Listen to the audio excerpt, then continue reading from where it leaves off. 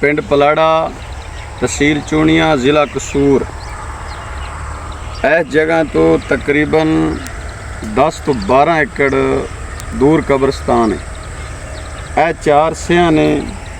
ਆ ਇਹਨਾਂ ਦੀ ਰਹਿਸ਼ ਗਾਹ ਪਰਮ ਖਾਨਾ ਜੀ। ਇਹ ਰਹਿਸ਼ ਗਾਹ ਹੈ। ਇੱਕ ਇਹ ਸਾਈਡ ਤੇ ਇਧਰ ਹੈ, दूसरी वाली जी। इत्थों निकलना है कब्रस्तान च, कब्रां नुकसान पहुँचाना है। लोग बहुत परेशान सन। नौजवानों ने बड़ी पुछाण करन तो बाद बड़ी कोशिश की, लेकिन ये वार करके वापस आ जांदियां सन। कोई समझ नहीं आ रही सी। इत्थों एक जिमीदार लग्या, उन्हें वेख्या कि ताज़ी मिट्टी निकली पई। उन्हें मुंडिया नूं बुलाया भी इत्थे चेक करो। तकरीबन अद्धा घंटा इस खुड दे अंदर, यानी इस सुराख अद्धा घंटा तकरीबन मोटर चली। उस तो बाद निकलियां तो नौजवानों ने मारी। आ कामयाबी मिली इस वास्ते कि ये कब्रां नूं नुकसान पहुँचादियां सन।